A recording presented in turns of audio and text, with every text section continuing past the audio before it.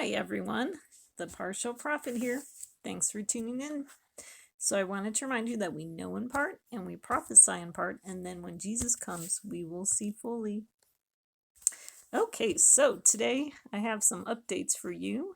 So I titled this, He Saw His Shadow, Groundhog Day Update. Okay, but I'm going to do a little bit more updates. So thanks for tuning in. Hopefully this information will be helpful to help you understand the prophetical season that we're in. Okay, so I'm going to start out and talk about Groundhog Day. And so that was on February 2nd, 2021. And it was very interesting for me this year because really what it made me do was go and look back at my notes from Groundhog Day last year. And now I could see more clearly what God was trying to say last year on Groundhog Day. So I don't know if you remember, but last year on Groundhog Day, the date of Groundhog Day last year was 02/02/2020. And so everyone was really kind of looking at that date because the date itself was kind of interesting because they said it was the first global palindrome day in 909 years because you could read it forward and backwards, and it ended up being the same in like America and Europe. So that was kind of interesting. The other thing that was very interesting too was how Groundhog Day ended up being the same day as Super Bowl day. And so, and they said that only happened twice in 54 years. And the chief marketing officer of the Super Bowl said it's like Haley's Comet or something. And so people were really kind of interested in seeing what was going to happen on that day. So I definitely think God had our attention on that day. And I do think that God had a message for us. But just really quickly, let me read this article short. I didn't have the whole article, but just that this year, Puxatani Phil sees shadow on Groundhog Day, predicts 6 more weeks of winter. It looks like the nor'easter gave it away. Puxatani Phil had emerged from his snowy burrow Tuesday morning to predict 6 more weeks of winter on this Groundhog Day. The popular occurrence, which normally draws a raucous crowd to Puxatani, Pennsylvania, was live streamed this year without an attendance because of the coronavirus pandemic. So very interesting. Okay, so let's talk about last year's Groundhog Day, and then we'll get into talking about this year's Groundhog Day. So last year, what was interesting was that the Jeep's Groundhog Day commercial was voted the top Super Bowl ad. And so it was kind of interesting because it was kind of like they resurrected the Groundhog Day movie, to do the Super Bowl ad last year. And so it was a 60-second commercial. What was interesting is the focus on the 6 a.m. It was 27 years after the original release of the movie, which I thought that was interesting because they talked about the Groundhog Day only happening every 54 years. And if you take 54 and divide it by 2, you get 27. So I think there's some significance with these numbers, but I'm not really sure. But I kind of think with 27, you get kind of the 999. And so I was kind of like focusing on the number 6 with the Super Bowl ad, because it was 60 seconds and it had the 6 a.m. that's in the movie. So I thought that was all kind of interesting. And so what was very interesting is that the teaser that they had, and I wish I could get a copy of this, they just had a really short teaser before the Super Bowl to kind of show you that this was coming up. And so they showed the clock that you see in the Groundhog Day movie. They showed it changing to, 6 o'clock like you see in the movie all the time. Okay. And so then you know that like Groundhog Day in the movie is just repeating itself over and over and over again. And so that's what they showed in this teaser commercial. And then they said, America, get ready. Okay, so very powerful, because I really think that God was using this to say, okay, America, get ready, because I am about to put you in a type of Groundhog Day. Okay, so I really think this is what God was trying to say to us last year. Okay, what he was doing was preparing us for the pandemic. Okay, and the reason why he put us into the pandemic is because of Donald Trump's deal of the century that he made. Okay, um, and we'll see on the next slide. I think one of the slides I talk about the time frame with the deal of the century and Groundhog Day last year and this year. So very interesting. What was interesting about the Groundhog's Day commercial, it aired late in the fourth quarter. So kind of that last days kind of feeling. And then they had another teaser too with Ned Ryerson ahead of time saying this Sunday is gonna be a doozy. So, so definitely maybe God's way of saying, okay, pay attention because I got a message for you guys. Okay, so then what was interesting in the extended version of the Groundhog Day ad,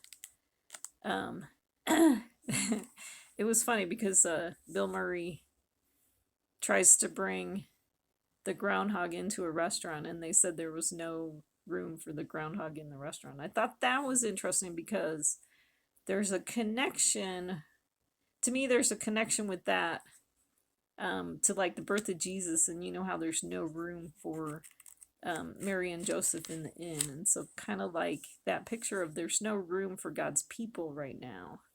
And that's like even more so true this year too, seriously. So that was interesting. There's the repeat of the winter theme in the commercial. And then, so it was interesting because Bill Murray was driving in a Jeep with no door. Okay, and Farmer Bob said, "You're going to freeze to death." And he said, "Who cares?" So I thought that was interesting because if you think of Jesus being the door, and if you have like Bill Murray driving in a Jeep with no door, I think that's like a prophetic picture of people in this world that don't have the door, okay, that don't have Jesus, okay, and that would connect to like no room for God's people in the end because there's too many people in this country or in this world that are floating around with no door, okay, with no Jesus, okay, that don't belong to God, okay.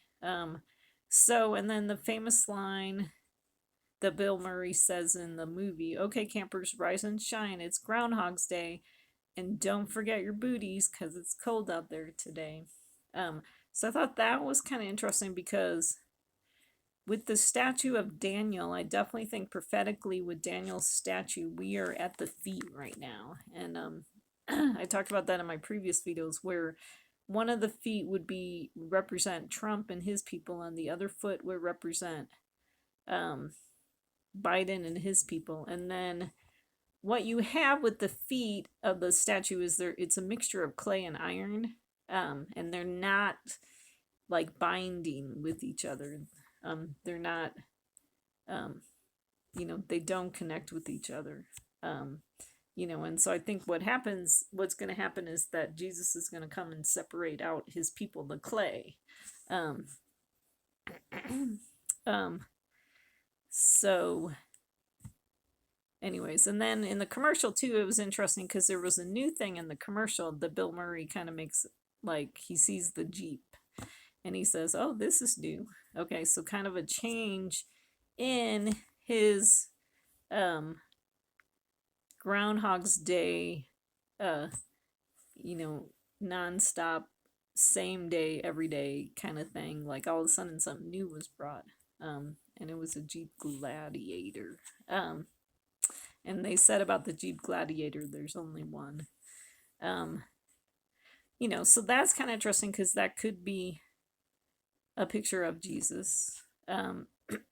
Where, like right now, if you consider that we're in a Groundhog Day right now with the pandemic, that God's going to send a new thing. Okay. And there's only one true Jesus. Okay. So then let's talk about the movie a little bit. So, because like I said, there's a connection with this movie to the coronavirus shutdowns. Okay. And I actually read that some people consider this movie kind of like a scary movie now because it reminds them too much of the coronavirus shutdowns. And so, kind of that concept of we're waking up, it's the same thing day after day after day, nothing's changing.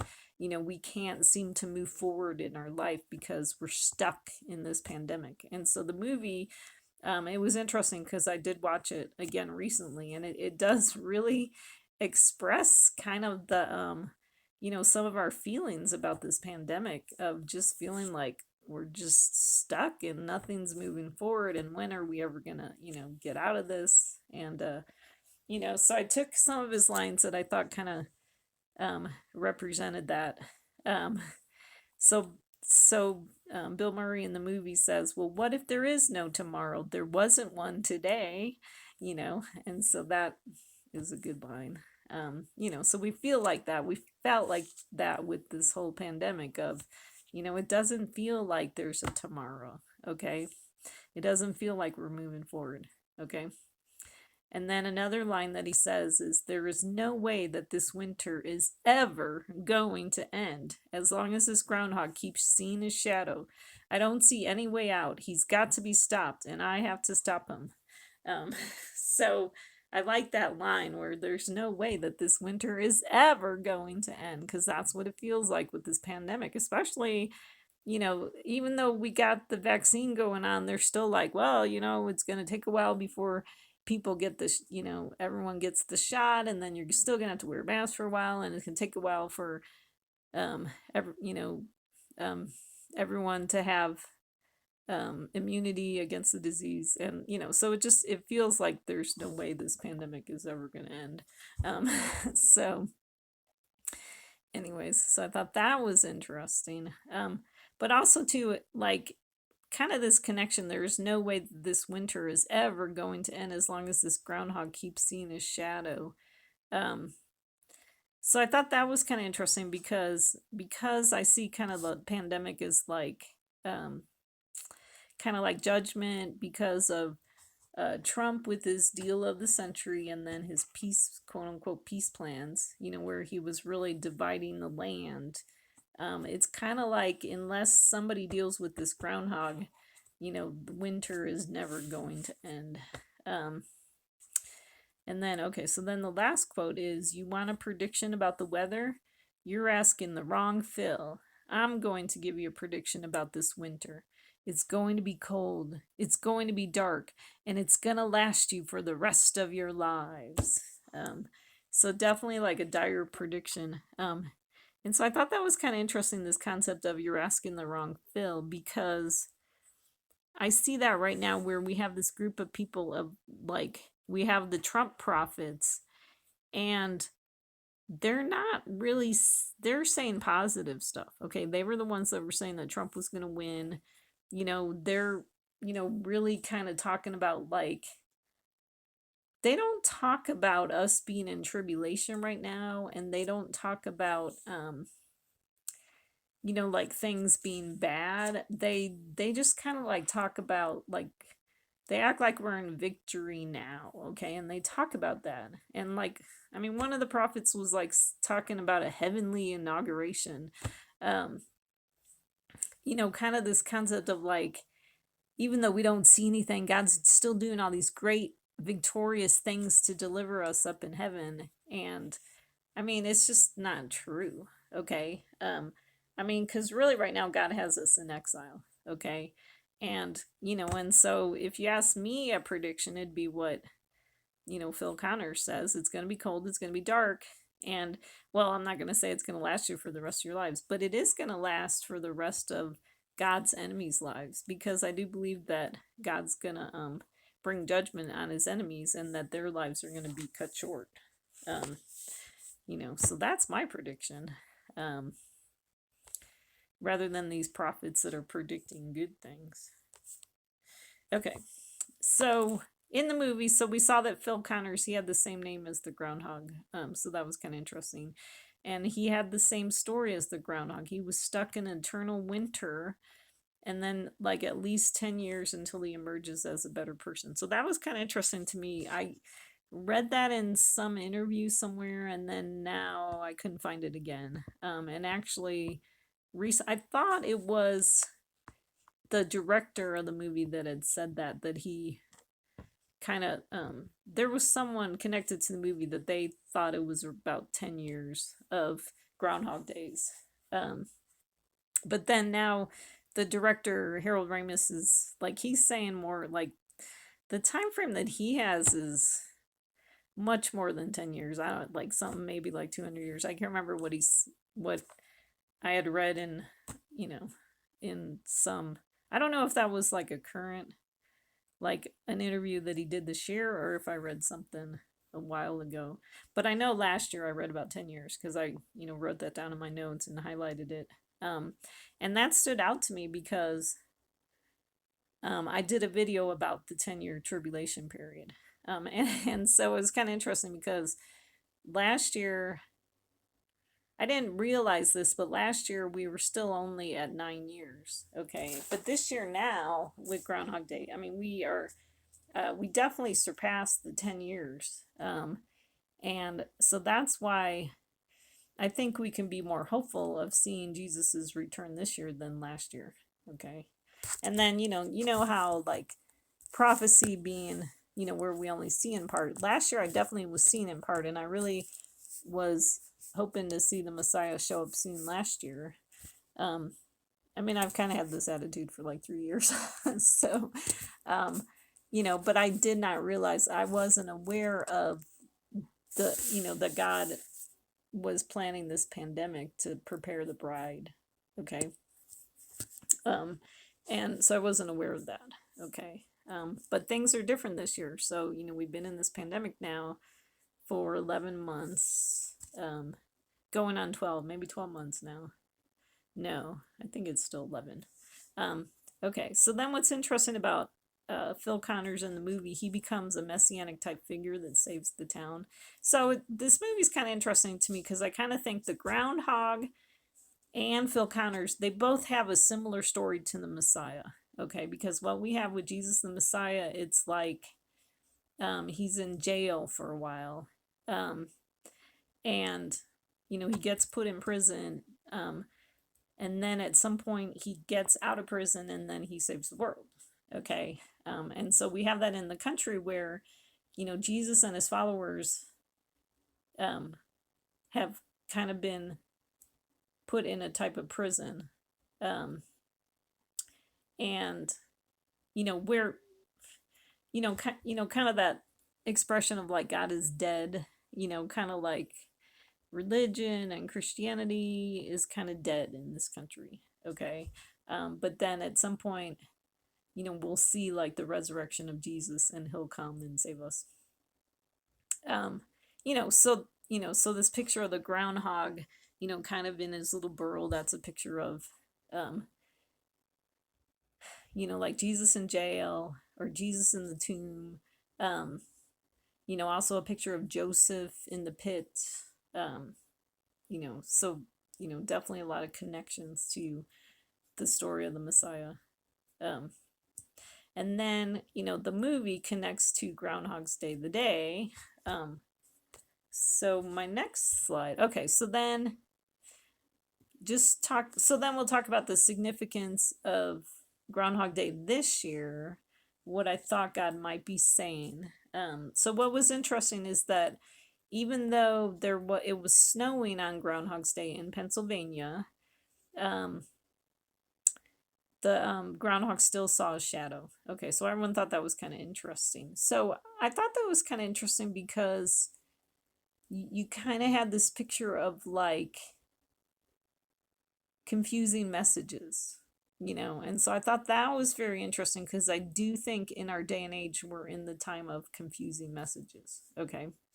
And then so since the groundhog saw his shadow, we're going to have 6 more weeks of winter. What was very interesting on February 2nd was that Um, that I believe there was a nor'easter going on at that time, and New Jersey ended up getting 3 feet of snow, and we saw Phil Murphy, which I thought, he had kind of an interesting name, kind of a combination of Phil Connors and Bill Murray. Um, he's the governor in New Jersey. He was on uh, the news discussing, the nor'easter and the 3 feet of snow, and I think telling people to be careful in the winter weather. Um, so I thought that was very interesting. And and so we've seen since then, we've seen kind of these nonstop winter storms, okay, happening. Okay. So I think that is very interesting. Um, so that okay, so that is going on. And so I think we could kind of expect that, is that especially because I think we are nearing the end of the birth pangs, is that I do think things aren't going to get better. They're going to keep getting harder, you know, um, before the baby is born. And so we shouldn't be surprised if we see nonstop winter storms. You know, the pandemic kind of ebbs and flows, so it'd be kind of interesting to see what happens with that. Um, it's interesting because right now with the pandemic, we got, what is it, three different strains, 2 or 3 different strains of the pandemic kind of creeping into our country, which are making it more contagious and maybe more deadly when you catch it. So that's kind of scary. That's why you can get a sense of feeling like this pandemic is never going to end, because just when you think, hey, we're getting a handle on it because we got the vaccines, then boom, these new strains kind of crept in. So, definitely very interesting. Okay, so then also on Groundhog Day, we saw that the groundhog saw his shadow. And so I put in this one verse from Matthew: the people who were sitting in darkness saw a great light, and those who were sitting in the land and shadow of death, upon them a light dawned. So I thought that was interesting that he saw a shadow, because I do think that we are sitting in the shadow of death right now, okay? And that what we need in our life is a light dawning. We need Jesus to dawn on us, okay? But also, when I heard this, one of the things that stood out to me is that if you kind of look at the groundhog as a messianic type figure, I mean, he's not the Messiah, but he kind of, he kind of has a similar story to the Messiah. And so if you see him as kind of a picture of Jesus, and he saw a shadow, it kind of reminds me of, like, basically what we have right now is Jesus is seeing his shadow right now. What he is seeing is someone who is acting like him, okay? And so actually what I believe right now in our day and age is that we have 2 people, there's a lot more, okay, but there's 2 very prominent people right now that are false messianic figures, okay, that are very important in history right now, and that would be President Biden and former President Trump, okay. So that's what I think is kind of a big significance of the groundhog seeing the shadow, okay. And so the shadow of death would be the fact that we're living in under, especially right now with Biden being the leader, we're living under, we're living in darkness under his, in his presidency. So what else is interesting about Groundhog Day? It actually comes from Candlemas. It actually is the American Candlemas, and Candlemas is a Catholic holiday. And so I'll read this to you. Candlemas is another name for the feast of the presentation of the Lord. 40 days after his birth, Mary and Joseph brought Jesus to the temple for the rites of purification and dedication as prescribed by the Torah.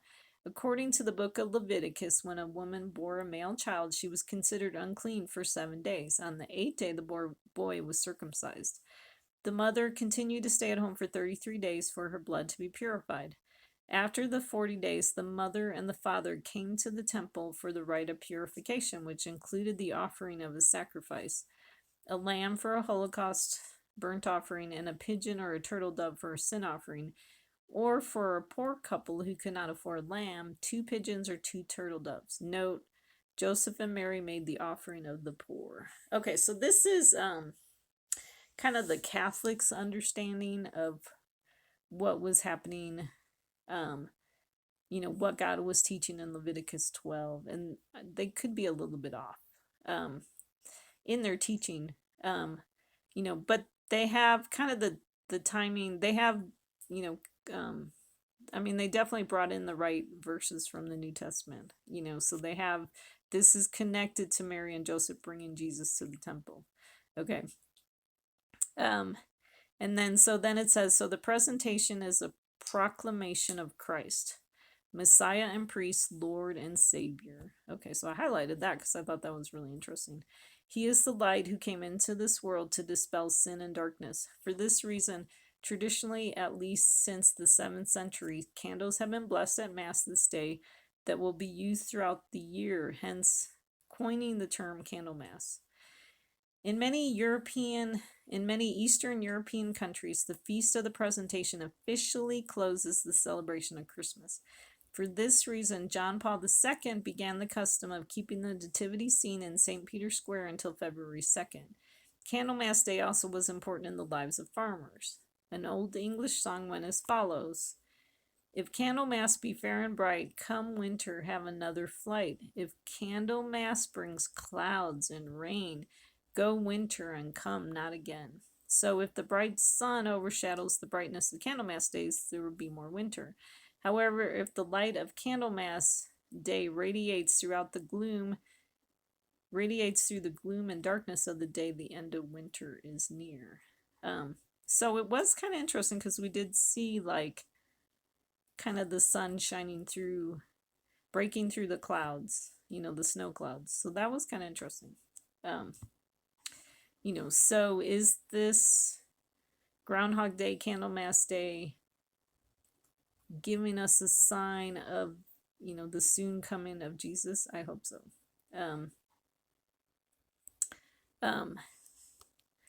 Okay, and then, so in Europe they used so Groundhog Day came out of the candle winter aspect of Candlemas. They used a different animal in Europe, but the groundhog has some similarities to Jesus. He goes into hibernation in the late fall, a picture of Jesus in the tomb, and then he emerges from his burrow in February like a resurrection.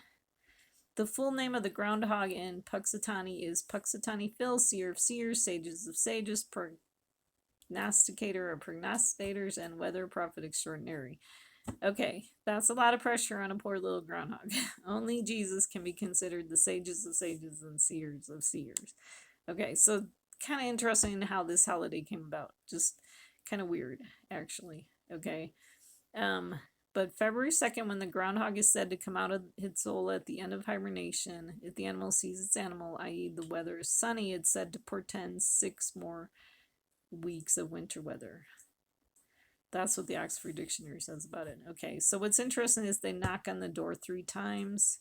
They unlock where the groundhog is. They unlock the door, and there's 2 scrolls that talk about either winter or spring. And supposedly the groundhog's supposed to pick one of them, but since groundhogs don't do a whole lot, last year they actually threw the spring scroll at the groundhog and said, "Oh, look, this is the one that he picked." So kind of interesting. So some of the prophetic connections is that it's the end of the hibernation. It shows the end of hibernation, the end of the tribulation period, and so I talk about the 10 years of tribulation, which is where we're at right now and counting, because I,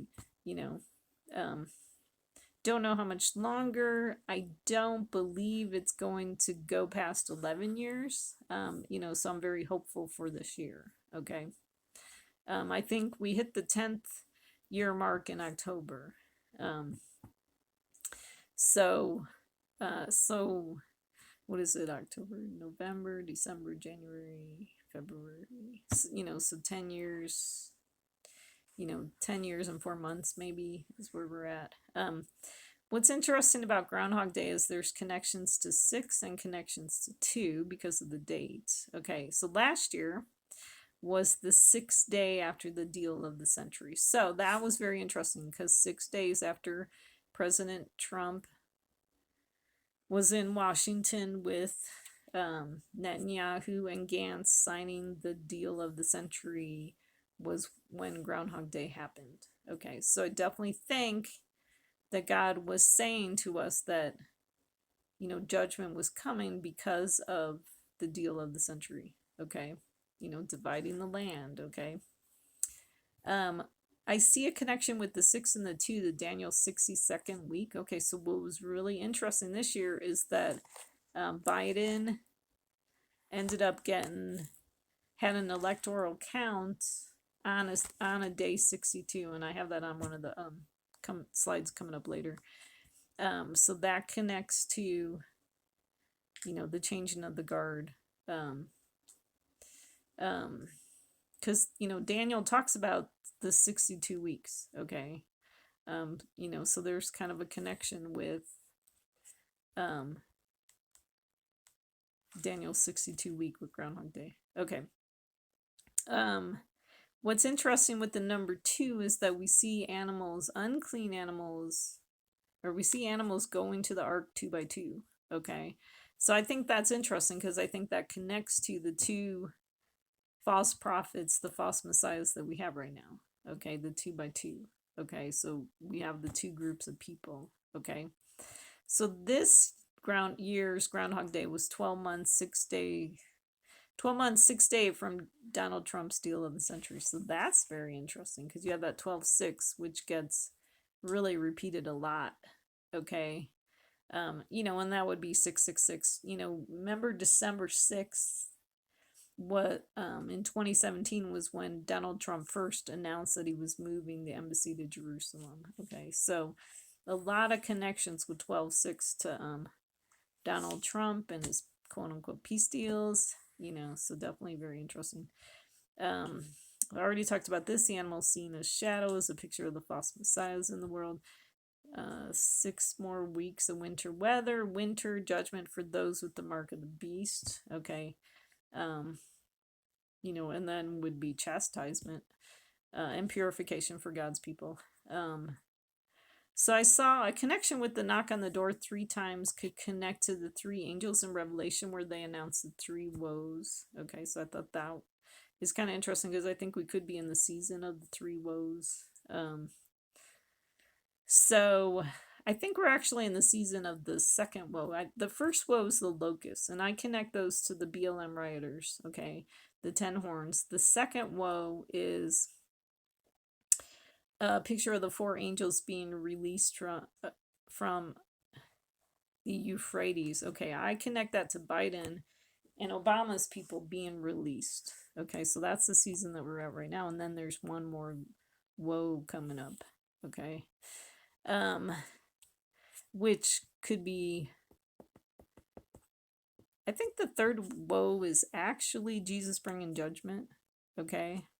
I think within the second woe is the civil war in America. Because we have the 4 angels gets released and then they go to war. Okay. And then they unlock the door is a picture of God decides when tribulation is over. Okay. And then, like I said, with the 2 scrolls, winter or spring, both are true depending on your position. And so either winter is coming for God's enemies, and spring is coming for God's people. Okay. So both are true. Okay.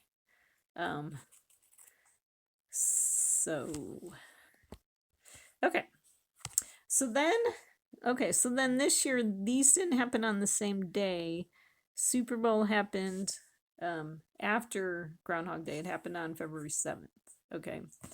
I thought it was interesting that it was Super Bowl 55, and I put the logo here because I think the logo is very interesting. It's kind of a repeat of that logo that we see, like a good example would be Jesus on the cross with the two thieves on either side. And so because in this logo you kind of have a 5 on one side, a 5 on the other, and then like the trophy in the middle, and so I think you kind of see a little bit of this picture of like Jesus being in the middle. What's interesting about the 55 is that Solomon, when he builds the temple, there's two pillars, and the two pillars have like crowns on them or something, or I forget what they call them, but they're 5 cubits high. Okay, so that's kind of interesting. So those connect to the 55 connects to the two pillars. Okay, and I thought that was interesting because this Super Bowl this year, I kind of saw it more as kind of the goats versus the goats. Okay, because we had Tom Brady on the one team was the greatest of all time, but then they talked about the other guy, who I don't remember his name, being kind of the greatest of this, Super Bowl now or something like that, but still kind of a goat or still kind of a great guy or whatever. And even when you look at their names too, like the Chiefs versus the Buccaneers, is that kind of like Indians versus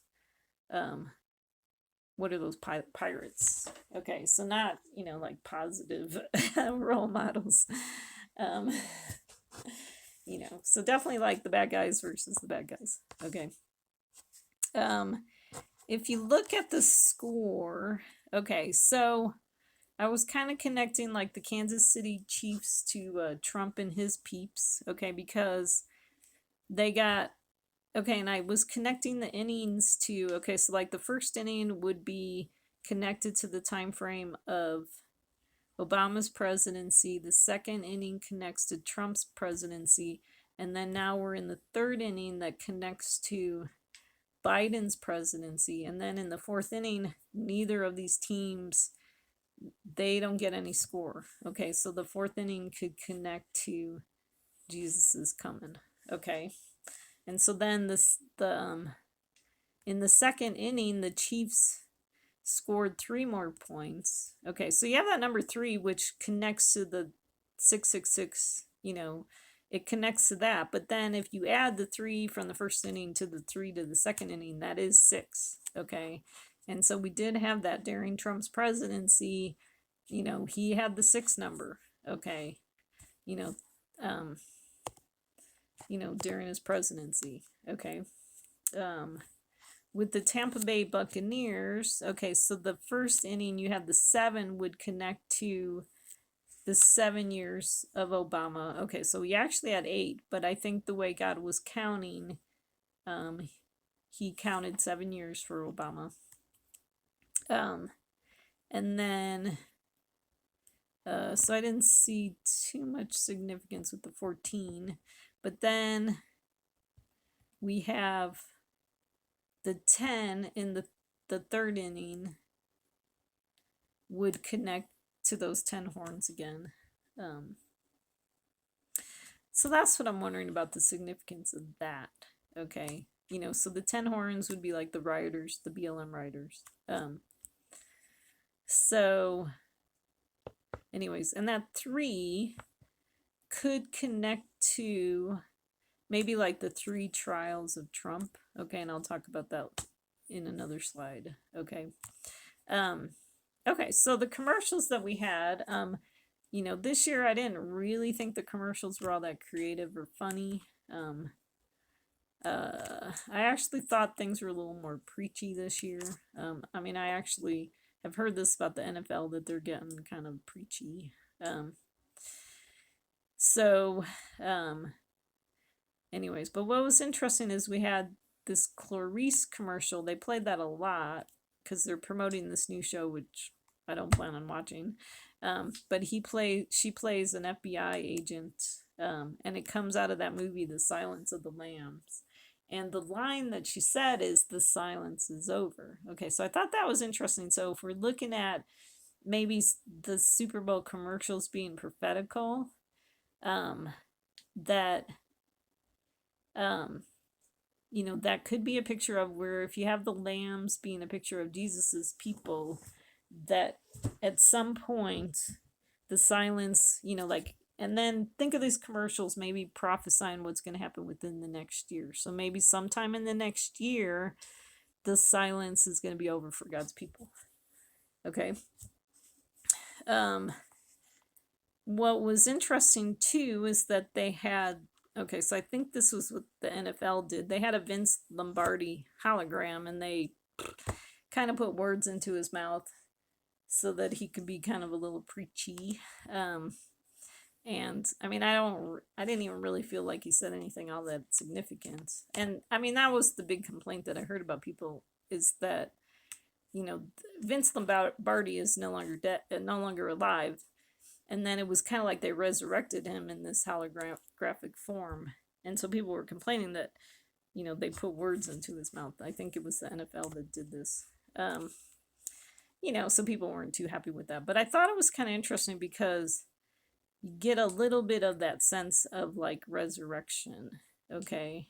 So I thought that was kind of interesting. Like here's someone who's supposedly dead coming back to talk to us. Very interesting. And I saw there was other commercials too where it seemed like it was a bunch of people coming out of retirement. There's another commercial with other football players coming out of retirement. There's at least two more that talk about football players coming out of retirement. And then there was, anyways, there's another commercial too with other people kind of coming back from the dead, or continuing to do characters that they did in commercials previously. So I saw that theme, and so if that is a word for the next year, I like that idea of, it'd be great if we see Jesus's people coming out of retirement, and Jesus too. That would be great. So. And then, okay, so then what was very interesting to me was the Verizon 5G. I highlighted 5. Okay. Oh, I forgot to say this too, that Super Bowl 55 was 5 days after Groundhog Day. So we keep seeing that number 5 kind of connected to the Super Bowl. So Verizon had a 5G commercial with Samuel L. Jackson. It was interesting because he ends up getting swallowed by Juju's, who's a football player. I mean, it wasn't really him. It was, a cartoon of him, his fish. That was very interesting to me because that's a picture of, Jonah being swallowed by the whale. Okay. So very interesting. Okay. And I talk about that on another slide because I connect that to Trump. Okay. So I thought that was very interesting. And then I've been thinking about this too. They had a Doritos commercial with Ashton Kutcher and his wife keeps denying that she's eating Doritos. Okay. And kind of like basically Ashton Kutcher decides to believe her despite overwhelming evidence, even though every time he catches her with Doritos in her hand, and she has the powder on her fingers, the cheese powder on her fingers. So it was interesting because I kept thinking of that commercial connected to Trump. And so we've had this impeachment trial going on.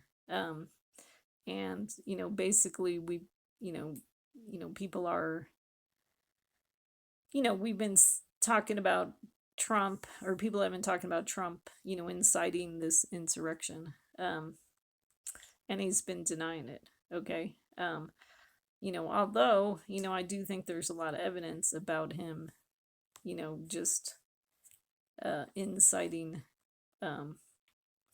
insurrection. Basically, that he speaks a lot of very militant words. Okay.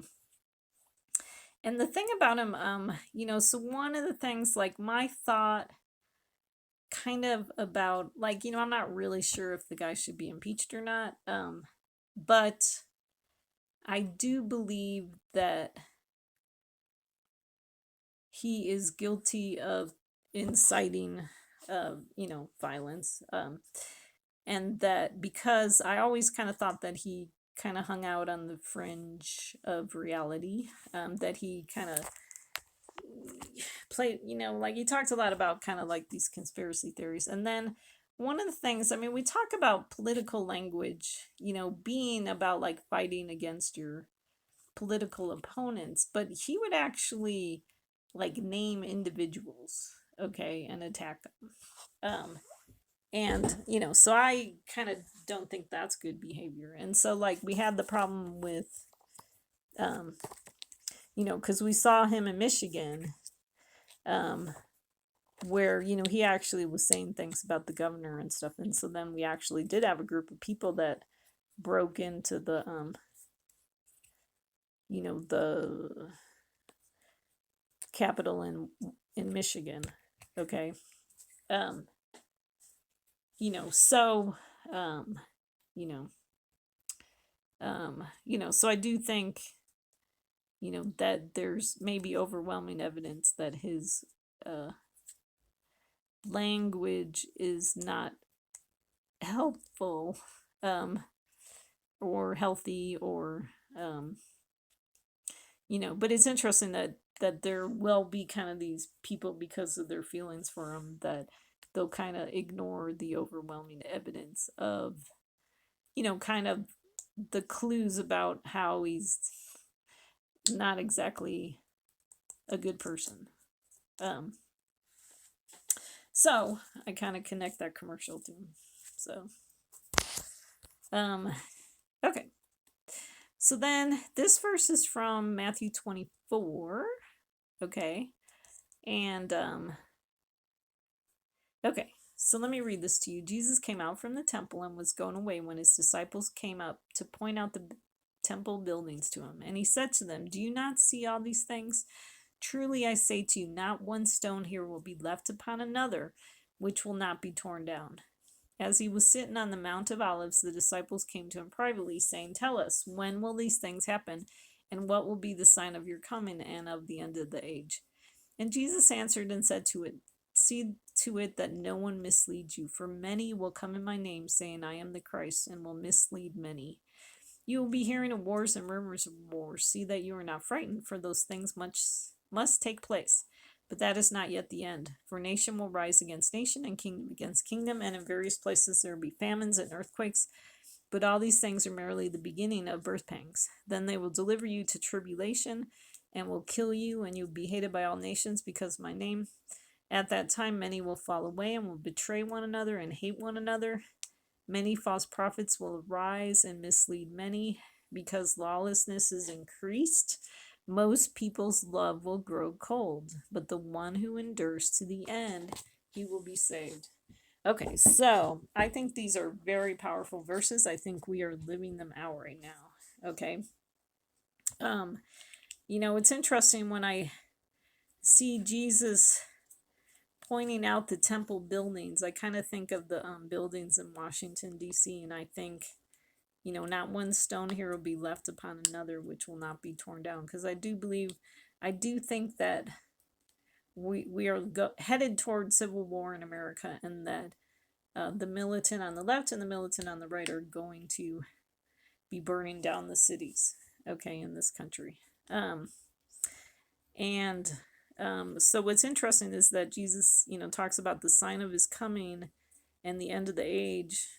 He says, don't be misled, because he said, many will come in my name saying, I am the Christ, and will mislead many. And so I talked about the two, messianic figures, the false messianic figures that we have in our day, and that would be Biden, and then that would be Trump, because they talk like they are messiahs, okay?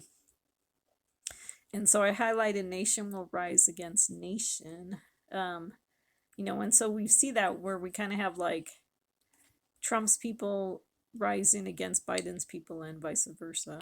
And then it talks about they will deliver you to tribulation and will kill you, and you will be hated by all nations because of my name. So we see that happening right now. Just persecution is really getting stronger on God's people in this day and age. People are losing their jobs because either they voted for Trump or they're conservatives. Um, and then it talks about at that time many will fall away and betray one another and hate one another. And, so I see kind of with, what happened with this election and stuff that we had, a lot of people fell away, to follow Trump. Okay. So many false prophets will arise and mislead many. Okay. And everybody's love was growing cold. People, instead of following Messiah and waiting on Messiah, were following Trump, um, to basically to an insurrection, So one of the things I really want to point out is his name is John. Okay. One of the things you really got to recognize about Donald Trump is that he's John in the Gospels. Okay.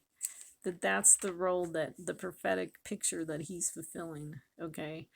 And so I thought it was interesting because this article of impeachment that Nancy Pelosi signed, it's interesting because it said article of impeachment against Donald, and then it was on the second line where it says John Trump.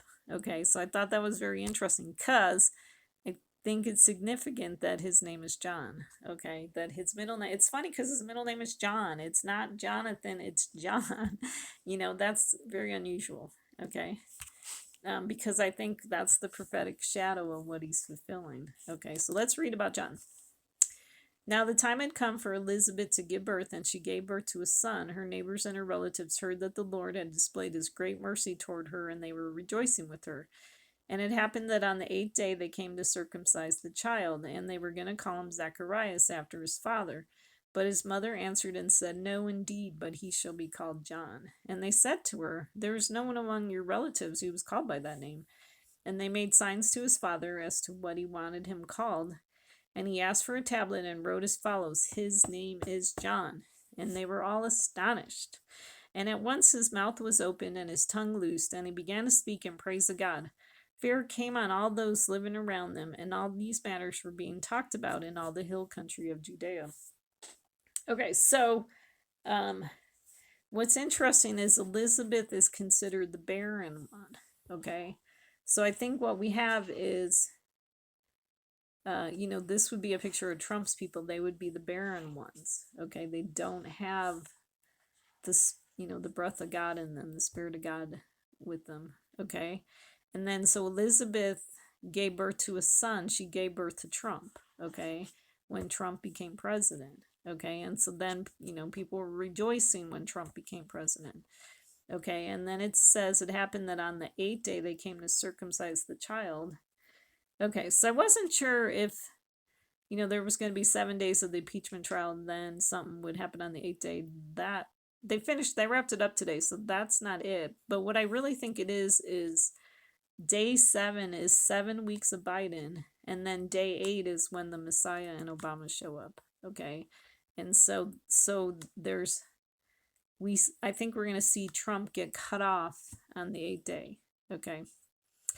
And okay, they were going to call him Zacharias, which would be,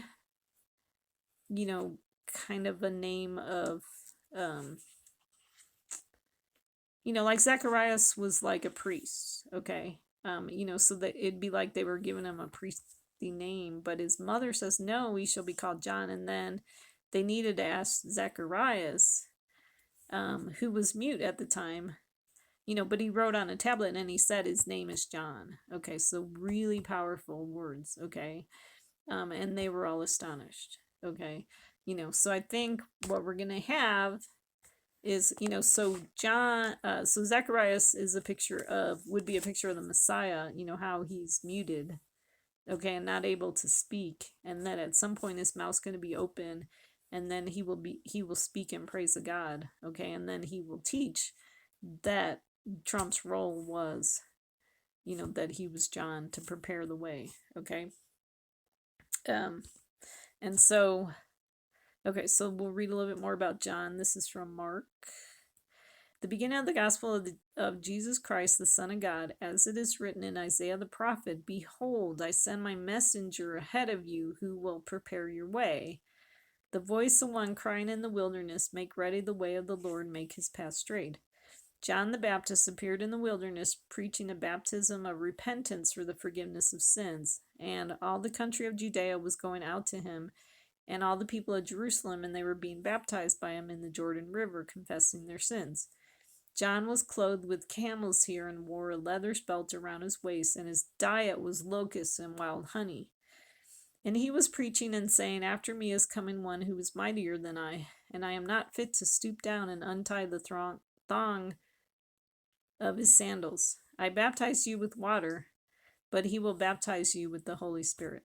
Okay, so one of the things about prophecy is that not every single word connects. You kind of have to rightly divide the word, and so we'll give it a try. But like I said, when Jesus comes, he'll make things more clear. So what I think is this word in Isaiah where he says, behold, I send my messenger ahead of you who will prepare your way. Okay, so I believe that could connect to Trump. Okay, so Trump was preparing us for the coming of the Messiah. Okay, but the way that he was preparing us was not what we thought. It was really because Trump caused us to get into deeper tribulation. Okay, and I always say, like, the light's going to appear lighter because of the darkness. And so because of this time of darkness that we were under because of Trump, he was preparing, us for the bright light of Messiah. Okay, and then in verse 3 where it says, the voice of one crying in the wilderness, make ready the way of the Lord, make his path straight. That definitely doesn't connect to Trump. We know the woman is in the wilderness,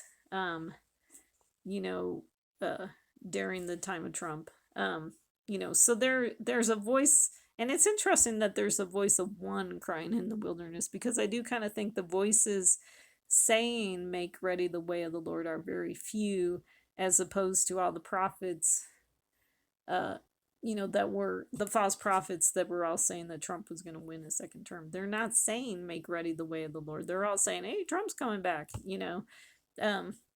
so it's the wrong message. And then, okay. And, same thing we're here, verse 4, where it says John the Baptist appeared in the wilderness preaching a baptism of repentance for the forgiveness of sins. That wouldn't connect to Trump. That would connect to someone else. But it talks about, it talks about John. Well, it was interesting. It says they were being baptized by him in the Jordan River, confessing their sins. What I kind of think is that the Capitol riots were maybe a Jordan River type picture where, it was kind of like we saw the Jordan River divided. Okay. And basically the Trump followers were divided after the Capitol riots, and some people that had been following him all of a sudden decided not to follow him. Okay, so that could be a picture of that. And then it talks about John being clothed with camel's hair. I mentioned this before. Trump, being a rich man, has a camel's hair coat. And then it talks about him wearing a leather belt around his waist. So if you remember that in the statue of Daniel, Obama is the belly of the beast, is the belly of the statue. And so what happens is that, Trump gets bound, around his belly, when Biden comes in. Okay.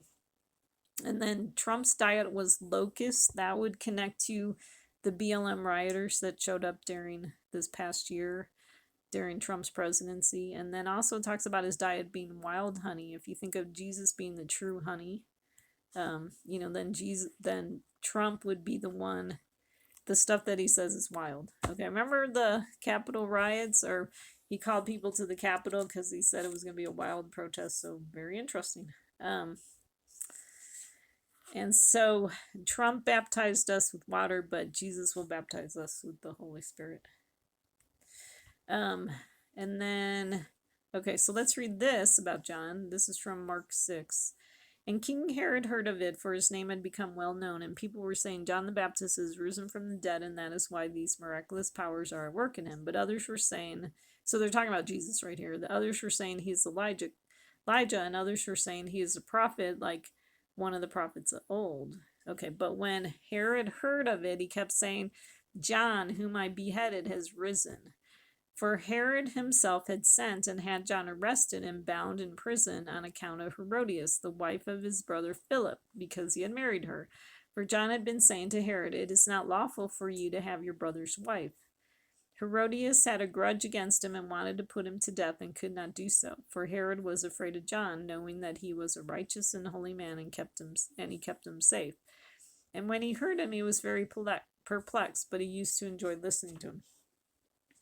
Okay, so with this picture, what we have is that, okay, so think of Herod being Biden, okay? And, so Herod had sent and had John arrested and bound in prison. Okay, so basically, because Biden won the presidency, Trump, it's like Trump is bound in prison, so that connects back to, we talked about the leather belt on his waist, okay?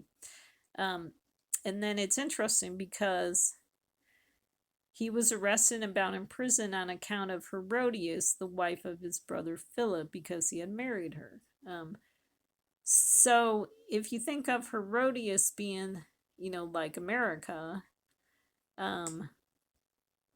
so then what we had was John was saying to Herod, it's not lawful for you to have your brother's wife. Okay, so that is a picture of Trump saying it's not lawful for Biden to be president.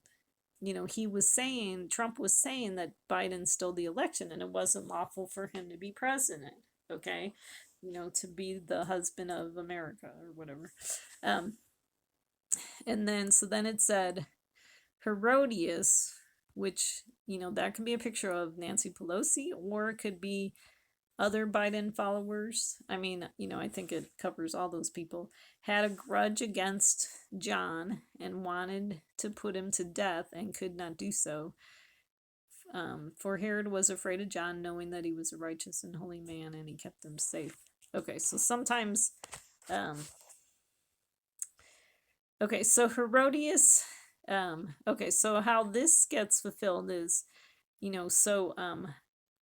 there's this whole group of people that have a grudge against Trump and they want to put him to death. Okay, but they could not, because you can't kill people in this day and age. It talks about Herod being afraid of John. Okay, now this, I'm not sure, this could be switching to Jesus, where Biden would be afraid of Jesus, knowing he's a righteous and holy man, and he kept him safe. I don't know, we'll have to see how it plays out.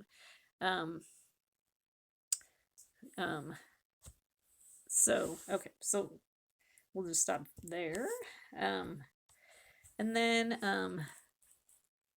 okay, so then here's another picture. Okay, so another story about John. A strategic day came when Herod on his birthday gave a banquet for his lords and military commanders and the leading men in Galilee. And when the daughter Herodias herself came in and danced, she pleased Herod and his dinner guest. And the king said to the girl, Ask me for whatever you want, and I will give it to you. And he swore to her, Whatever you ask me, I will give it to you, up to half my kingdom. And she went out and said to her mother, What shall I ask for? And she asked the head of John the Baptist. Immediately she came in a hurry to the king and asked, saying, I want you to give me at once the head of John the Baptist on a platter. And although the king was very sorry, yet because of his oaths and because of his dinner guest, he was unwilling to refuse her. Immediately the king sent an executioner and commanded him to bring back his head. And he went and had him beheaded in the prison, and brought his head on a platter, and gave it to the girl, and the girl gave it to her mother. When his disciples heard about this, they came and took away his body and laid it in a tomb.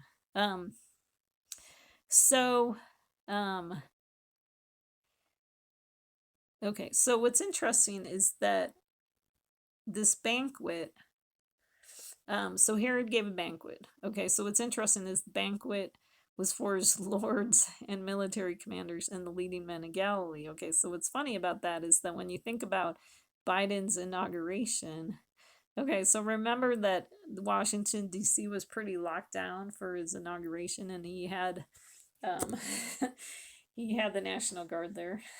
So I thought that was interesting.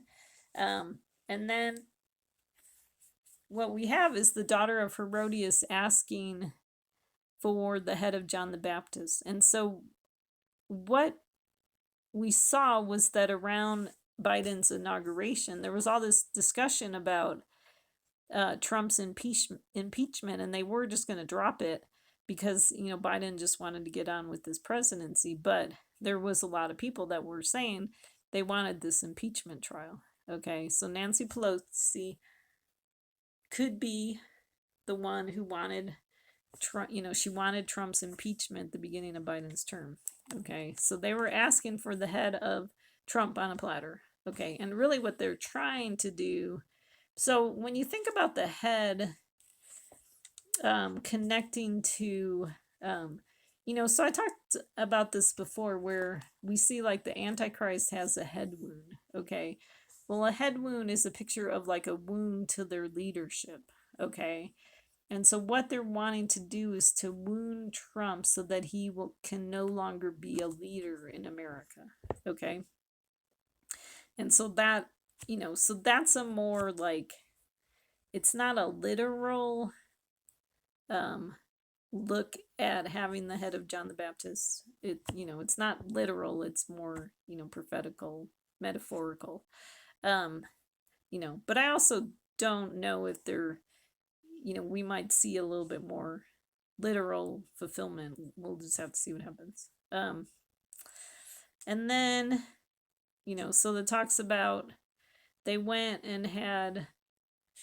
Okay, well, so what was interesting is that it goes on and it says, immediately the king sent an executioner and commanded him to bring back his head. And he went and had him beheaded in the prison and brought his head on a platter and gave it to the girl.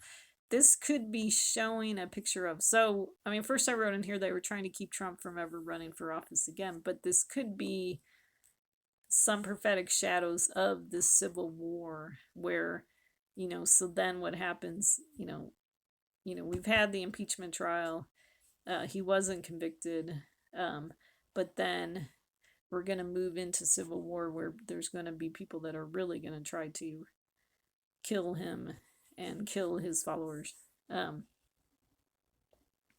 then it says, when his disciples heard, they came and took away his body and laid it in a tomb.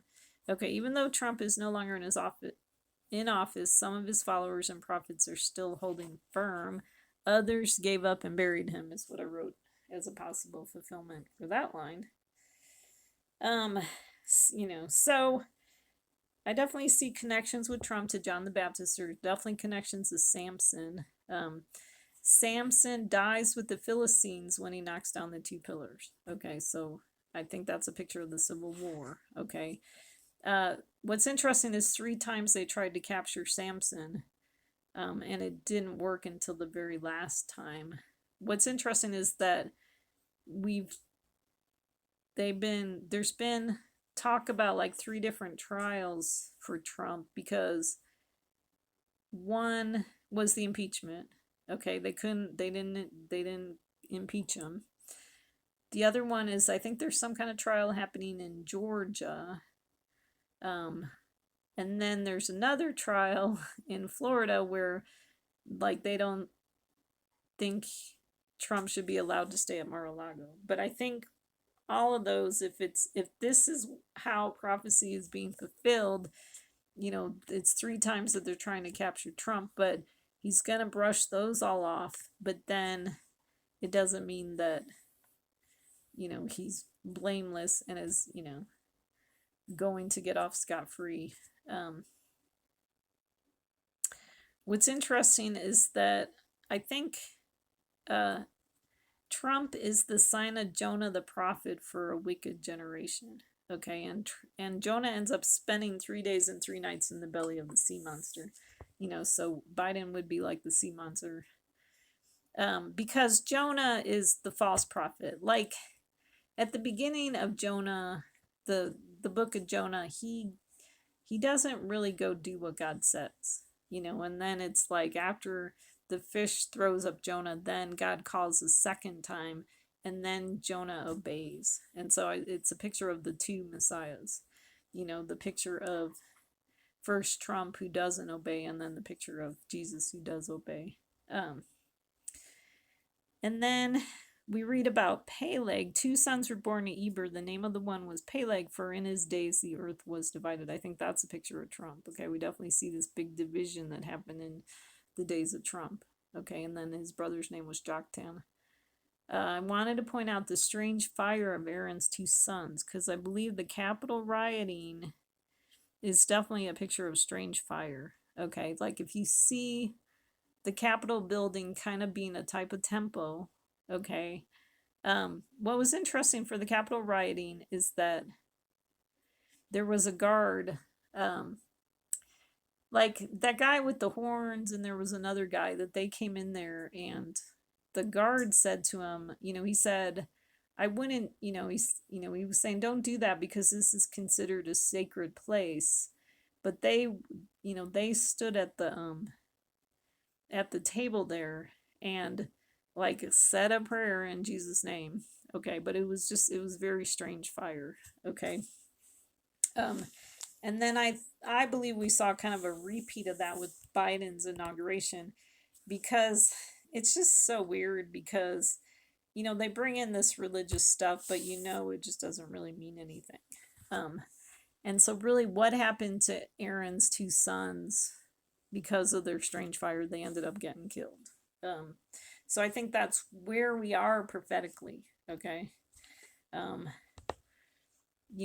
one wants to recognize that. I don't see any prophets really talking about how Trump's not a good guy, that Trump is really actually an enemy of God. Okay. He tried to divide the land of Israel. Okay. And Biden too. Biden, he's back to the 2-state solution. Okay. So he's trying to divide the land too. So they're both enemies of God. Okay. And so then I wanted to read, let's see, I won't read this whole thing. There's this part where the high priest that year, he says, okay, so first of all, the chief priests and the Pharisees convened a council and were saying, what are we doing? For this man is performing many signs. If we let him go on like this, all men will believe in him, and the Romans will come away and take away both our place and our nation. So we see that with the impeachment, that they're trying to put a stop for Trump, put a stop to him, because they see, that he's powerful. He's got all these crazy people following him. But what we have here in this story is there's Caiaphas, who was high priest that year.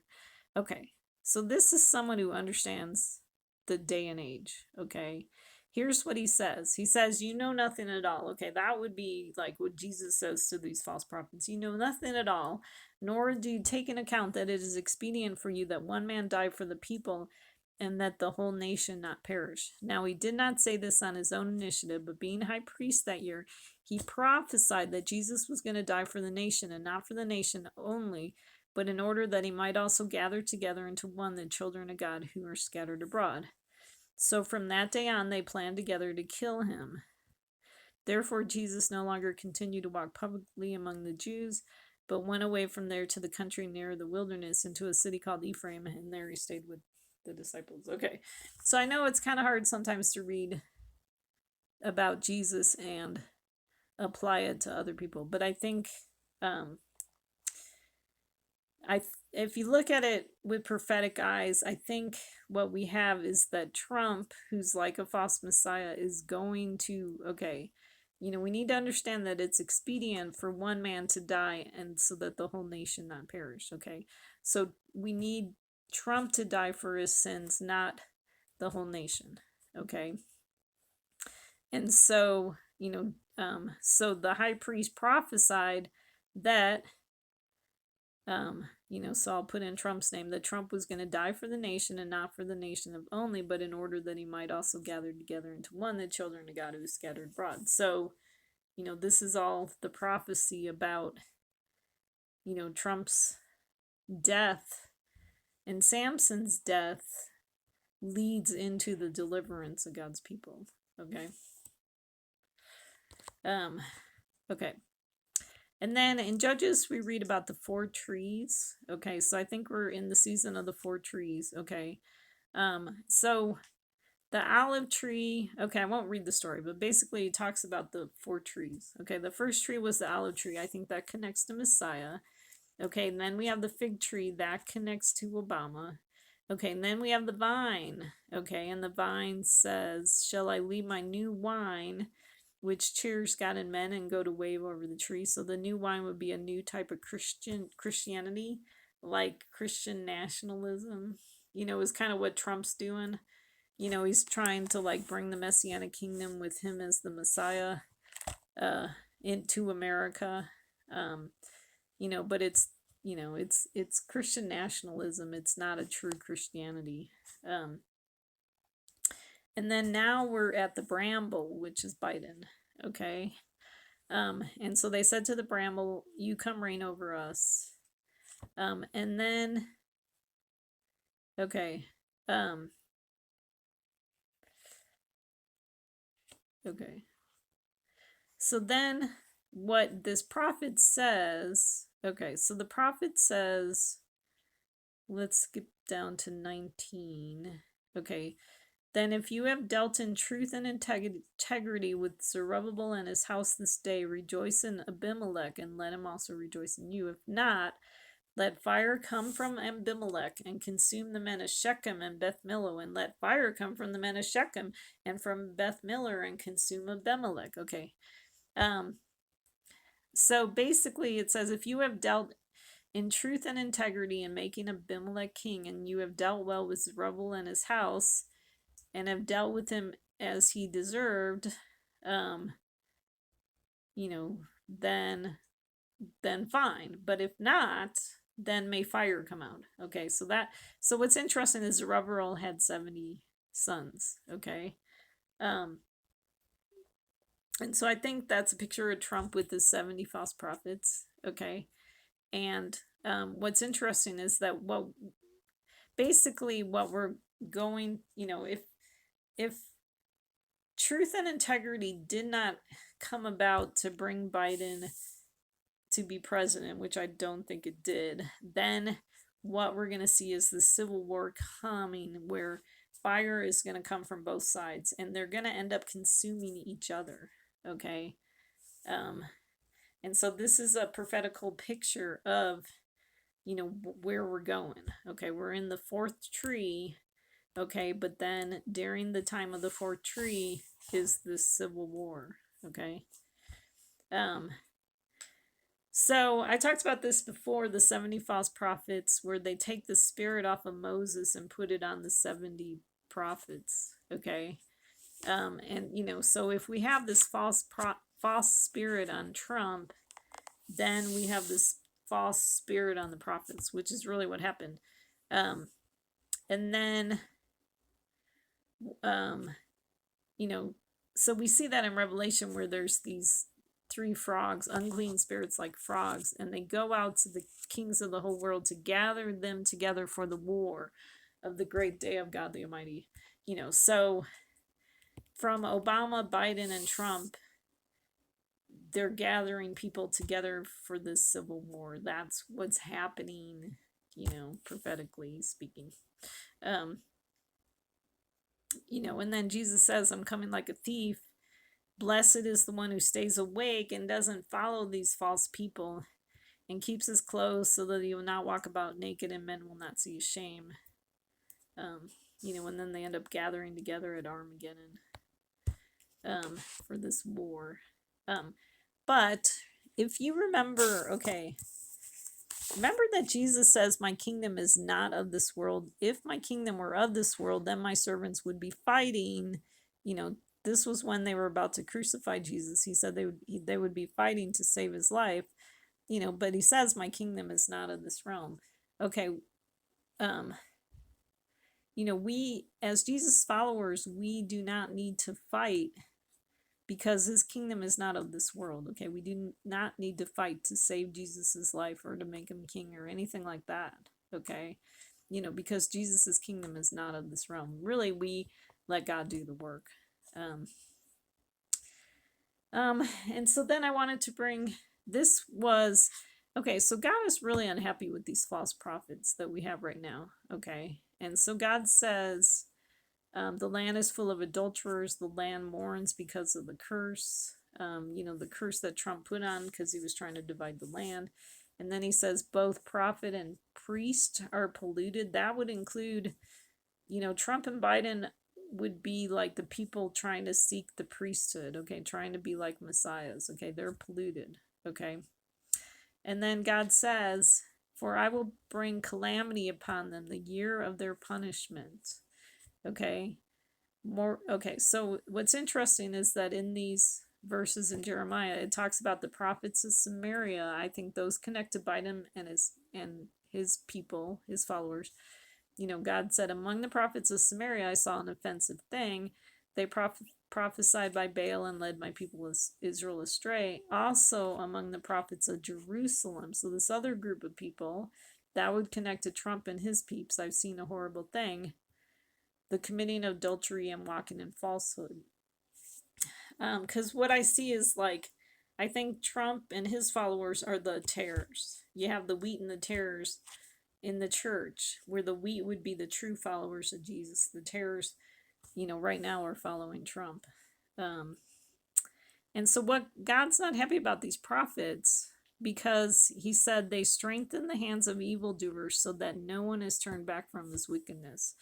So not only is Trump's word strengthening the hands of evildoers, so are these prophets who were prophesying that Trump's going to have another term, and all that stuff. And then because God says, for from the prophets of Jerusalem, pollution has gone forth into all the land.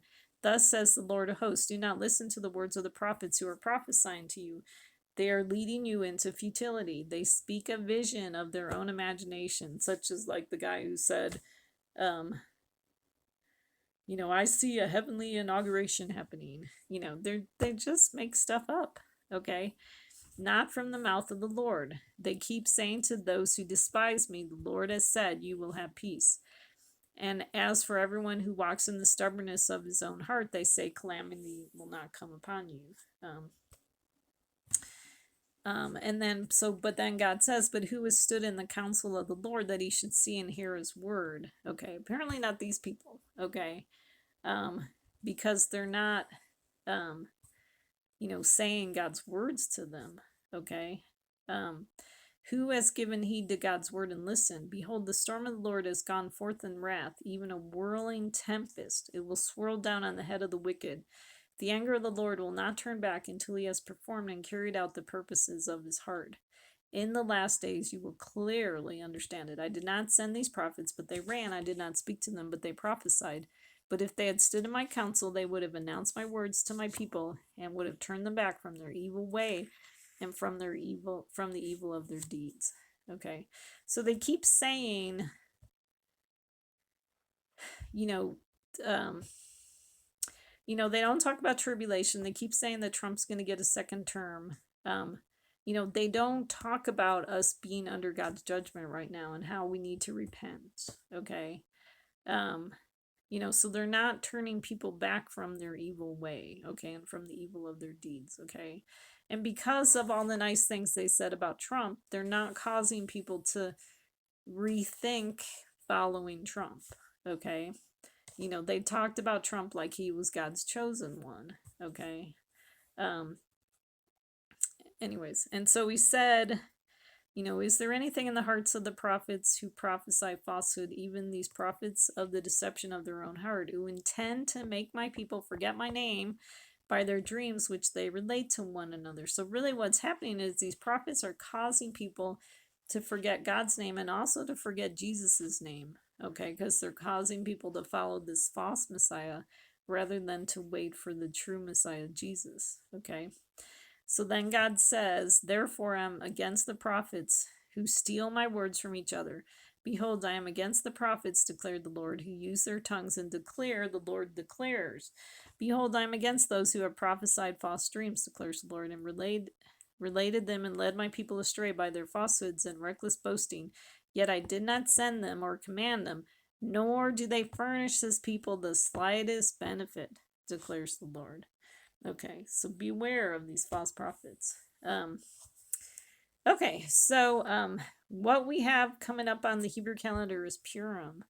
Okay, what's interesting in Esther 1? Okay, so that's based on the book of Esther. Okay, I talked about it last year because there's a strong connection with Purim to the pandemic. Okay, because the pandemic 311 last year was Shushan Purim, which is the second day of Purim. Okay, that's when the coronavirus was declared a pandemic. Okay, and so what we see so we really want to look at the book of Esther because there's some really important prophetic shadows that you know that help us understand what's happening. Okay, so in Esther 1 there was a 180-day banquet. Okay, so that connects to the 666 because you got that 18 number there. Okay, so when we look at Trump's peace deals, the first one with UAE started on August 13th, 2020, and 120 days led us to December 11th, which was the first day of Hanukkah, which I thought was very interesting because that was 9 months after 311. Okay, so what we have is, I've been looking for 9 months, and really I think what it is a 12-month time frame that's divided up into 9 months and 3 months. And so I think basically what happened was on Hanukkah, God decided, because that was the end of Trump's 120 day, it was 120 days after Trump made this peace deal with UAE. That was when God decided on the first day of Hanukkah that, he was switching from, he was going to take the leadership away from Trump and put it on his son, Jesus. Okay. And then, so, because we see, God said he was going to give man, well, he says in the Noah story, he says 120 years, but that can connect to 120 days prophetically. Okay. And then 60 more days after these 120 days leads us to February 9th, which is very interesting because that's the start of the impeachment trial. Okay. So August 13th plus 180 days led us to February 9th. Okay. So then in Esther 1, it talks about a 7-day banquet. And so at first I was thinking maybe there was going to be 7 days of the impeachment trial, but I think they wrapped it up today. So now I'm really thinking these 7 days connect to the 7 weeks of Biden. Okay. And then what we had was 7 eunuchs called Vashti. Okay. And so what I connect is these 7 eunuchs, I connect them to the 70 false prophets of Trump. Okay. And then what's interesting in this chapter, so there's a lot kind of packed into that short little chapter. And then what we have is the 7 wise men tell us what to do with Vashti. Okay. And so these are 7 true prophets in contrast to these 70 false prophets. Okay. I mean, think of eunuchs are, men with no power. Okay. So those are definitely a picture of false prophets. Okay. And then the wise men, it says about the wise men that they are, they're close to the king. Okay. So like it's a picture of people that are close to God. Okay. So then, so like I said, 311 was the start of the pandemic last year. And Shushan Purim. Okay, so in Esther 2, what we see is that Esther has 12 months of beauty treatments. Okay, so I never saw this before, but what I think is what we have is 12 months of the pandemic. Okay, and lockdowns and stuff. So basically what that is God is preparing his people for the coming of the Messiah. We need our beauty treatments. We need the purifying and the chastisement that comes from this pandemic and the trials that God is putting us through. Okay. And then we also get that same 1-year time frame from Genesis 17, because God says to Abraham, "But my covenant I will establish with Isaac, whom Sarah will bear to you at this season next year." Okay. What's interesting is that we had Abraham said, "Oh, that Ishmael might live before you." what we see is kind of this picture of the, like Abraham wanting Ishmael to rule and reign rather than Isaac. And God said, it's not going to be Ishmael, it's going to be Isaac. Okay. And so what we could see with that is that Abraham could be a picture of these people that either want Obama or Trump to be the king rather than Jesus. Okay. Or Biden to be the king rather than Jesus. Okay. 2020 was 13 years after Obama announced his presidency. So Ishmael was 13 when God said that he was sending Isaac. Okay. So that connects to last year. Okay. Abram was 99. That could connect to the 9th year of tribulation. There might be more that I'm missing of the meaning of the 99. So 311 was the 43rd day after the deal of the century. So God gave him 42 years to trample the courts, or not 42 years, 42 days to trample the courts before he sent this pandemic. Okay. Esther, that comes from Revelation 11. 11. Okay, Esther 2:20 says, Esther had not yet made known her kindred or her people, even as Mordecai had commanded her, for Esther did what Mordecai told her, as she had done when under his care. So I get this picture with Esther. I think Esther pictures is a picture of God's people, and Esther, it's a picture of God's people being more quiet, more obedient. There's a connection to where God's people would be more quiet and would wear the masks, even though it hides their face. And then it also has that picture of how we're hidden right now. Okay. We don't have the leadership positions right now. We're all hidden. Okay. Because we're in our burrow, Okay, so that's what we get out of Esther. What's very interesting is that if God wants to do this 1 year later, okay, if the 1 year for our 12 months of beauty treatment is the 1 year on the Hebrew calendar, that will take us to the end of February. Okay, so Purim is 226, Shushan Purim is 227. Okay, so I don't really know if he's doing 1 year on the Hebrew calendar or 1 year on the Gregorian calendar. I'm really hoping on the Hebrew calendar. So high watch date 226, 227. Okay. What's interesting about and see, this is the thing where I told you I think there's 7 weeks of Biden and you never know where to start counting. Okay, so you could start counting 7 weeks of Biden after January 7th, because we had the Capitol riots on the 6th, and that's when they were going to count, do the electoral vote, college vote or count or whatever. But it ended up being postponed till the 7th. Okay, so the reason why I'm looking at that is because 1/7 was very prophetical on the prophetic calendar. It was day 62, which I have on another slide. So it was interesting because Darius the Mede gets the kingdom at age 62. Okay, so what I believe is that Trump is, like Cyrus the Persian, and then Biden is Darius the Mede. Okay, and so what you have is the Medes and the Persians, and they go against each other. Okay.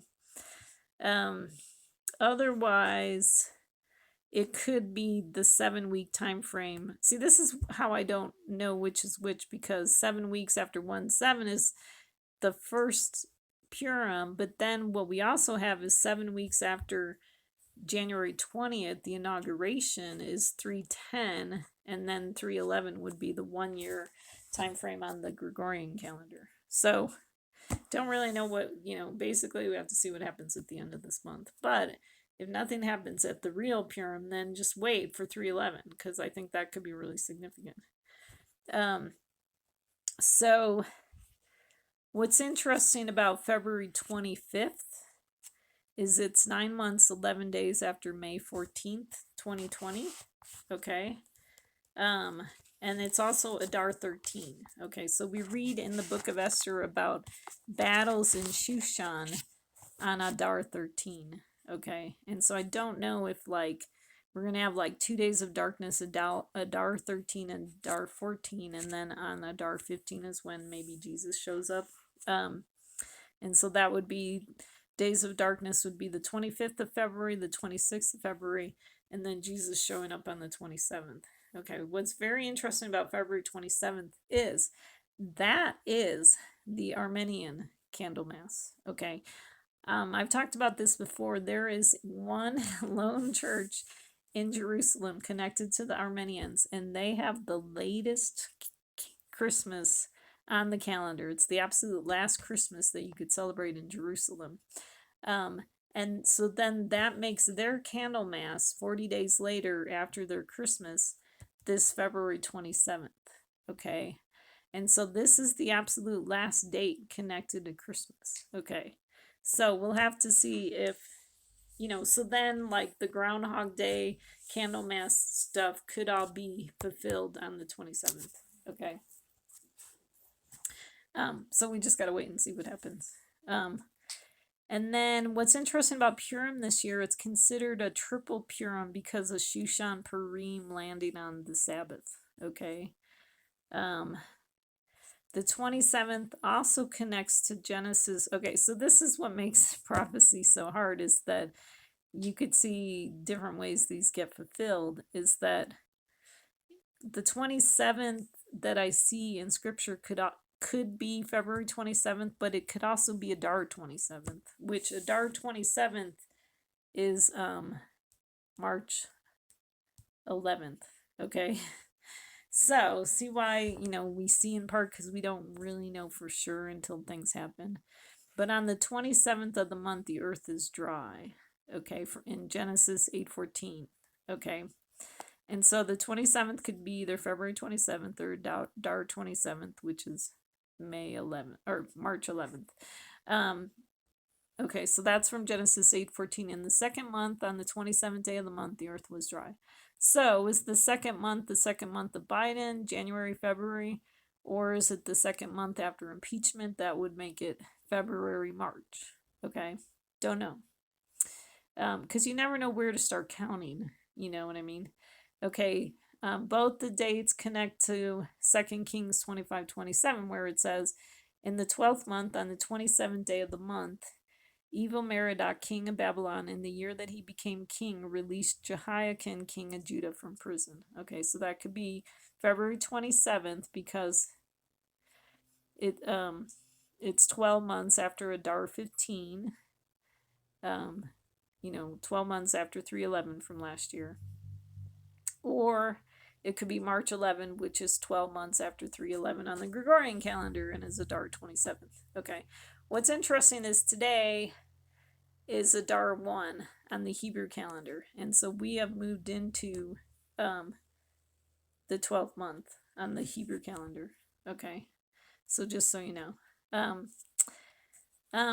So just a couple of verses. Okay, well, I'll just talk about this, about when you see Jerusalem surrounded by armies, then recognize her desolation is near. What's been very interesting is that ever since the Capitol riots, the National Guard troops have been in Washington, D.C. Okay, so very interesting. So I don't know if I'll talk about these next verses. So these are just a more list of the key dates. Because we had the deal of the century happen last year in January, and 7 weeks later was the start of the coronavirus shutdown. 120 days after that was the start of the rioting. Trump had his 4 peace deals that either had hurricanes, they were followed by hurricanes or wildfires or winter storms and tornadoes after the peace deal with Morocco. Let's see. Okay, so here's where I got that 62 day. Okay, so remember on 11/7 was when they declared Biden the winner after the election. Okay. 62 days after that day was January 7th, which was interesting because that's the Orthodox Christmas day. Okay. So that was kind of interesting. And then that was when they had the electoral college vote. Okay, and so that connects to Daniel 5:31 says, so Darius the Mede received the kingdom at about the age of 62. Okay, so very interesting. Okay, and then like I said, 7 weeks after 1/7 would be 225, or maybe we count 7 weeks after 120, that's 310. Okay, 1 week could be 7 weeks of Biden when we see 1 week in prophecy. Okay, so like the second banquet that's 7 days long could be the 7 weeks of Biden. In Daniel, we see that in the middle of this time is he puts a stop to sacrificing grain offering. Okay, so I wrote middle of this time is when Biden puts a stop to Trump with impeachment. Well, he didn't get impeached. But basically during this 1 week time frame, Trump gets, his sacrifice and grain offering gets stopped. I mean, they did stop the Capitol riots. So maybe that's the prophetic fulfillment of that verse. Okay. So just to wrap it up, today, like I said, it's the 12th month. Okay. And so we see in Ezekiel where it says in the 12th year in the 12th month, God comes to the prophet and says, take up a lamentation over Pharaoh, king of Egypt. And so the 12th year, what we had was, if you take 8 years of Obama and then 4 years of Trump, that gives you 12 years. So it just all depends on how you count things. So, and like I said, this is Adar 1, the 12th month on the Hebrew calendar. Okay, so what God says is, Son of man, take up a lamentation over Pharaoh, king of Egypt, and say to him, you compared yourself to a young lion of the nations, yet you are like the monster in the seas. And you burst forth in your rivers and muddied the waters with your feet and fouled their rivers. Thus says the Lord God, now I will spread my net over you with a company of many peoples, and they shall lift you up in my net. I will leave you on the land, I will cast you on the open field, I will cause all the birds of the heavens to dwell on you, and I will satisfy the beasts of the whole earth with you. I will lay your flesh on the mountains and fill the valleys with your refuse. I will also make the land drink the discharge of your blood as far as the mountains, and the ravines will be full of you. And when I extinguish you, I will cover the heavens and darken their stars. I will cover the sun with a cloud, and the moon will not give its light. All the shining lights in the heavens I will darken over you, and I will set darkness on your land, declares the Lord. I will also trouble the hearts of many peoples when I bring your destruction among the nations into lands which you have not known. I will make many peoples appalled at you, and their kings will be horribly afraid of you when I brandish my sword before them, and they will tremble every moment, every man for his own life, on the day of your fall. For thus says the Lord God, the sword of the king of Babylon will come upon you. By the swords of the mighty ones I will cause your hordes to fall. All of them are tyrants of the nations. And they will devastate the pride of Egypt, and all its hordes will be destroyed. I will destroy all its cattle from besides many waters, and the foot of man will not muddy them any more, and the hoofs of beasts will not muddy them. Then I will make their waters settle, and I will cause their rivers to run like oil, declares the Lord God. When I make the land of Egypt a desolation, and the land is destitute of that which filled it. When I smite all those who live in it, then they shall know that I am the Lord. This is a lamentation, and they shall chant it. The daughters of the nations shall chant it. Over Egypt and over all her hordes they shall chant it, declares the Lord God. So I'm kind of wondering if, because, Trump ended up being acquitted today, that maybe God wanted these verses read today as a warning to Trump. Okay, so he thinks he might be set free, but this is a warning from God that judgment is coming to him. Okay, it might not have happened today, but it's coming. Okay, because of his sins. Okay, because he compared himself to a young lion of the nations. He compared himself, to Jesus. He acted like he was the Messiah. Okay. But God says, yet you are like a monster in the seas. Okay. You muddied the waters. Okay. That's really what happened. Okay. And so there is going to be a day that Trump falls. Okay. It might not be today, but it's coming. Okay. And he needs to be aware of that. Okay. So that's the word for today. Okay. And so, like I said, we have the sea of Trump on one side, the sea of Obama or Biden on the other side, and then as the sea split, the hidden world came to light. So God's people are hidden. Okay. So those are my updates for today. Hopefully that gives you kind of a picture of where we're at. I talk a lot about the Civil War, so that's why this is a good picture, because it's like the dividing of the Red Sea. Okay, so there's a wall of water on the right and a wall of water on the left, and then God's people are on the dry land in the middle.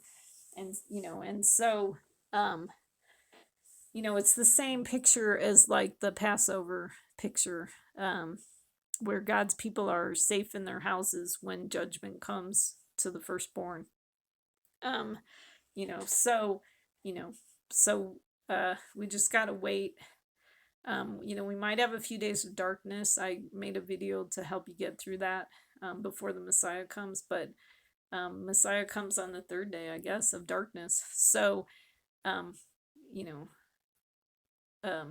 so hang in there. If you see darkness, it might only be 2 days, and then you'll see the light of the Messiah, because it talks about him coming on the third day. Be ready for the third day. But like I said, I'm not totally sure. So we'll just have to see how prophecy plays out. But, look up for your redemption draws nigh, trust in God. Don't be militant like Trump and his followers. Don't be a Christian nationalist. You want to follow Jesus, you don't want to follow Trump. So those are my words for you today. So hang in there. I know the tribulation has gotten harder, our slavery has gotten harder, but I think I'm hoping soon that we're nearing the end, because it's almost, like I said, it's almost been a year. Our beauty treatments are almost over, so hopefully God has purified us and got us ready for the coming of the Messiah. So hang in there, pray for God's grace, cry out to God. That's what he wants you to do when time gets hard, things get rough. Cry out to him. And then, because, if we're humble and we call out to God, he will hear us, and bring healing to his land, in his timing for his people. So thanks so much for listening. God bless. Hang in there. Take care.